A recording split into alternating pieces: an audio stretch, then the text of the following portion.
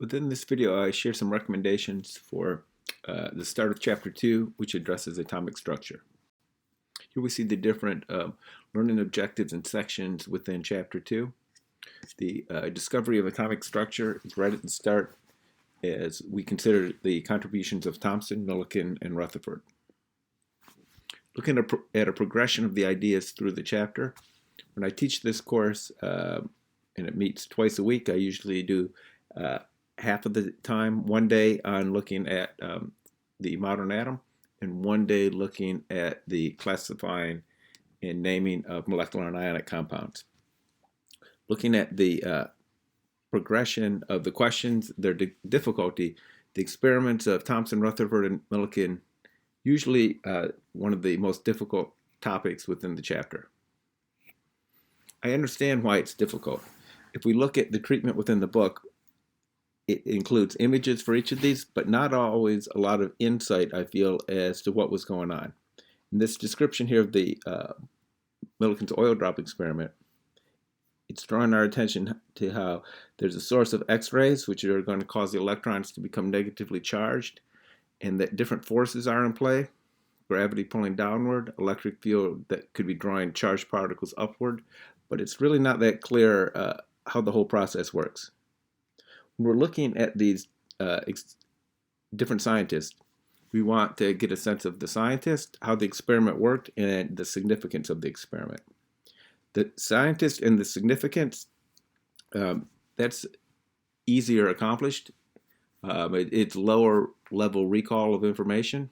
So if I'm thinking about the scientist and the significance of the experiment, I'm going to associate Thomson with his investigation of cathode rays, which we now know to be electrons.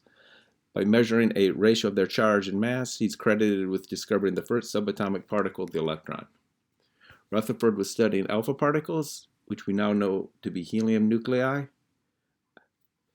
When they're directed at a thin metal foil, like gold, nearly all of them passed through. However, the observation that a small number were deflected at large angles led him to propose a nuclear model of the atom.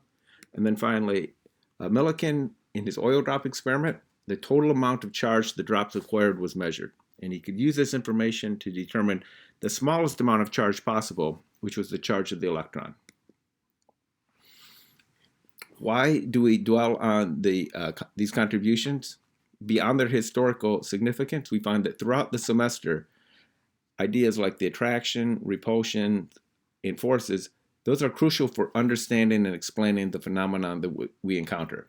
If we're thinking about potential energy, effective nuclear charge, ionization energy, electron affinity, bonding, intermolecular forces, and so on, all of those are related back to our concepts of attractions and repulsions. And these experiments then are a way that we can introduce this way of thinking.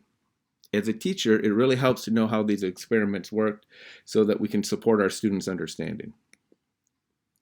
So what I'd like to do is help you better understand how these experiments worked. So within Thomson's experiment, he's investigating cathode rays. So if you take a particular largely evacuated tube, apply a electrical potential, they found that there could be this beam of light that would pass through, pass from one side to the other. And when I say beam of light, well, was it light? Was it particles? It wasn't clear. This is what J.J. Thomson's investigating. So the cathode ray, that this beam is passing through a hole at one end of the experimental setup. When it passes through within here, he could then study its different characteristics. The beam is traveling from a negative side towards a positive side. As it's traveling and then exiting into this region right here, it would be traveling in a straight line. By turning on an electric field, you could deflect the path of the beam. By turning on a magnetic field at the same time, the beam could be adjusted so it was back and traveling in a straight line. That would mean that the strength of the magnetic field and the strength of the electric field were equal and opposite to each other. If you turn off the electric field, then it's going to be traveling on an arc in the other direction here. And a centripetal force is acting on that as well as a magnetic force. Thomson was able to calculate a ratio involving the charge and mass by considering these three different forces: electric, magnetic, and centripetal. So at different points within that experiment, the magnetic force was equal to the centripetal, which was equal to the electric force. So here's expressions for all three of those. Some of these terms you might recognize, like the velocity, the mass, the radius or the arc that the beam was traveling on. We have other terms involving the charge, the strength of the magnetic field, strength of the electric field. All of these I show here in SI units. The experimental data would be the arc the beam is traveling on, the strength of the magnetic field, and the strength of the electric field. By using the terms within there, you can first of all calculate the velocity with which the beam is traveling, about 1.3 times 10 to the 7th meters per second. You can then use that information and then solve for a ratio involving the charge and the mass.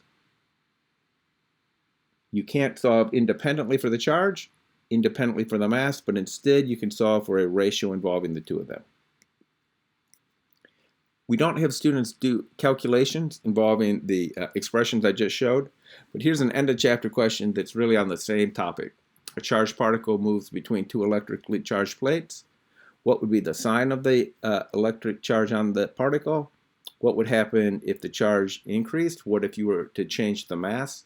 All of these are related back to J.J. Thomson's investigation of cathode rays. J.J. Thomson also did experiments where he got a sense independently of the charge and the mass. So even though he's calculating the ratio in this experiment, he was able to do other experiments that led him to believe that the mass of these electrons was very, very small. This led to his description of the atom in terms of a plum pudding model. Now, I find oftentimes books show you a picture of a plum pudding, but don't talk that much about what was actually included in the model. His model was like a solar system, where you could first imagine it being positive in the center and the electrons in a pattern outside of that positive center in a dynamic motion. Then you could conceptualize taking that positive charge and expanding it outward until it encompasses the entire atom. How many electrons did he include in his model? Initially, he included thousands. He was aware of the emission spectrum for things like iron, and if the thought was that each of the emission lines corresponded to the transition of a particular electron, if you have a lot of different lines, there were a lot of different electrons that would be present. To gain some clarity on this, he did different experiments in which he sought to count or approximate the number of electrons that would be found. He found that there were different regions within the atom for how tightly bound the electrons were held. He would do scattering experiments involving things like beta rays or X-rays, looking at dispersion with optical light, and he came to understand that the atom included different regions where the electrons were found, and that the number of electrons was about the same as the atomic mass. So hydrogen might have about 1 electron, helium about 5 to 10. And since these particles, there were not a lot of electrons, and the ones that were there had a small mass, it led him to conclude that this diffuse positive region must be where most of the mass resided. The plum pudding model, then, I think this is a little better picture. Okay, so the arrangement is similar to a planetary model where we have different regions. The electrons, they're in a dynamic motion. They're not stationary. So I think that the plum pudding one, oftentimes in a general chemistry book, is leaving out important details. Next experiment is Millikan's investigation of the charge of the electron. I like this one because it shows the actual setup that he used. Here's the schematic of that, where we see different features. An oil spray that's introduced from an atomizer as a fine mist into the top of the chamber. The particles could fall downward. They could be viewed through a microscope. If they were initially just sprayed and allowed to fall, they would just reach the bottom. However, you could introduce X-rays into the chamber, which were ionizing the air and causing electrons to be transferred from the air to the oil drops and allow them to become negatively charged.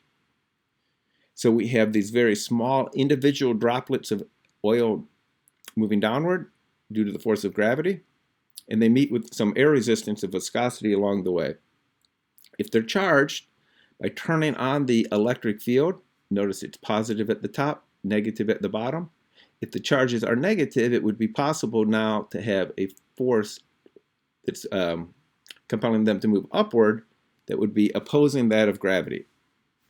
The X-rays are making the droplets become charged because they will be acquiring electrons from the air. He's not controlling how many electrons they acquire. That's just part of the process. So if we look at the internal math within this one, the force of gravity pulling downward has to do with the mass of the particle and the gravitational constant.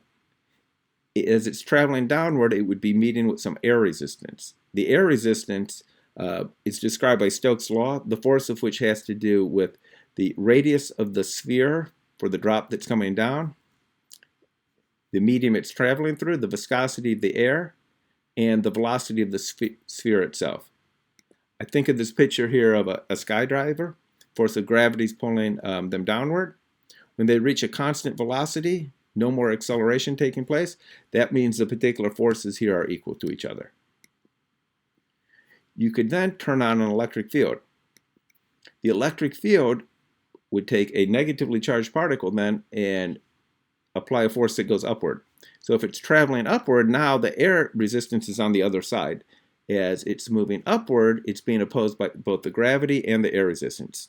So depending on the mass of the particle and the charge, you could initially catch the drop by turning on the electric field and then have it move upward when the electric field was greater than the forces of the gravity and the air resistance. So here's the different equations for that.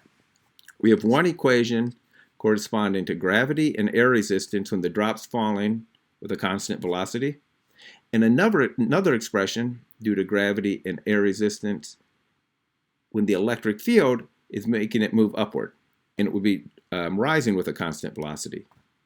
Within that set, then, we have many different constants. What's being measured would be the velocity with which it's rising or falling. And within the set, you also know the magnitude of the electric field that you're turning on. There's two unknowns, one would be the amount of charge, and one would be the radius of the drop itself. So he would be looking through the microscope, observing the drop. Etched within that were these small increments, 0.05 millimeters, and he would use a stopwatch to time the fall of the drop. With that information, when it was at constant velocity, he could calculate the radius of the drop. He would turn on the electric field to catch that drop then and time it as it's going up. Within this one, now the only variable left was the total amount of charge on the drop. And he would do this again and again with the same drop rising and falling, rising and falling, rising and falling, and collect the data within that to be able to determine the total amount of charge that that drop had acquired. Here's his actual data showing for different trials sorted by charge, the total amount of charge the different drops had acquired. Crucially within here, it looks like a staircase when it's aligned this way, because he's interested in the increment that explains the step going from one total amount of charge to the next. With that information, he can deduce the number of elementary charges that the particular drops acquired. Notice he never has a trial where there's just one or two electrons that had been acquired. But that doesn't matter because he's interested in the step size here, with that smallest step size explaining the data being the fundamental amount of charge that the electron can have. So here's a couple questions on the subject. Suppose the electric field's turned on and we have some drops rise and some fall. What could explain the observation that drops A and B, which are similar in size, move in opposite directions? Or could drops B and C have acquired the same amount of negative charge when I see one falling and the other rising? This is all looking at the internals of the process. If I look at A and B, one rising and one falling, even though they're similar in size, Well, that would be possible if they had acquired different number of electrons. If A had acquired more electrons, had a greater negative charge, for the same mass, it would rise while B could fall. If I'm comparing B and C, I see one falls and the other rises. That would make sense within here with C rising, even if it's acquired the same amount of charge because it's a smaller drop and the force due to the gravity is less. So this question is looking internally at the feature for how the experiment took place. How about this one? So experimental data is shown in which the total amount of charge was determined for different oil drops. If the total charge was determined for only one oil drop in a very, very precise experiment, could that single measurement tell you the charge of the electron? Nope, it could not. The fundamental charge was based on the increment between charges for the entire data set. If you did a very careful measurement with one drop, that would tell you the total charge, but you would not know how many electrons it had acquired. The last scientist we're looking at is Rutherford. He was investigating radioactivity. We're going to associate with him and think about alpha, beta, and gamma radiation. The names come from their penetrating power. He took a radioactive source and he covered it up and blocked the emissions. He found that by covering it up with paper, some of the particles were no longer reaching the detector. By covering it up more heavily with paper and aluminum, he could block another. And by covering it up with lead, he could finally block the third. So the different names here were from his investigations for when he was trying to determine how many different components were coming out from the radioactive source by blocking them. If we're looking at the different ones, you could also determine some of their characteristics by sending it through an electric field. He found that some would be positively charged and drawn towards the negative part of the plate. Some traveled straight through, and others went that suggested they were negatively charged because they went to the positive side. Now, if we look closely, we see the alpha and beta have different pathways. Beyond simply that one's going towards the positive and one's going towards the negative, notice the degree of deflection is different. The degree of deflection is different because they have different charges. So first of all, that would pull them in different directions. Initially, you might think, well, the alpha particle would have a smaller amount of charge because it's being deflected less. However, the key thing is that they have different momentum. Within here, the momentum for the alpha particle is a lot more than the momentum for the beta particle. So as it's traveling through, given that the force being acted on the field in the electric field deflects it less. Now, as I look at this, I've come to understand that this is not shown with the correct scale. I know that because I had an opportunity to go to McGill University and look at Rutherford's actual setups. And this was the setup that he used when he was looking at the deflection for the alpha particles. Within here, the way this is set up, these are the actual images that he had a field that was alternating back and forth, and trying to separate the lines for the alpha particles. And if you look really closely, you can see that they're just barely separating out from each other. In this image right here, it makes it look like it's relatively easy to separate an alpha particle. It's not. If we separate it, I mean put it in a field and alter its trajectory. Here's another image I saw where it says that if you deflect an alpha particle, a beta particle is really strongly deflected. That's a more accurate representation. I understand why this is setting it up this way, but my point is it's a lot easier to deflect the path of a beta ray, which is a high-speed electron, than it is an alpha particle, which is a helium nucleus. Now, why would we study alpha particles that were directed at a metal foil? I asked students this is a pretty typical response. I think Rutherford might have suspected that the plum pudding model was incorrect, and he wanted to explore that. They wanted to test the plum pudding by observing what happens when alpha particles were directed at our thin foil, considering whether they would be deflected or bounce back or go straight through. This very common view here, but it's not correct.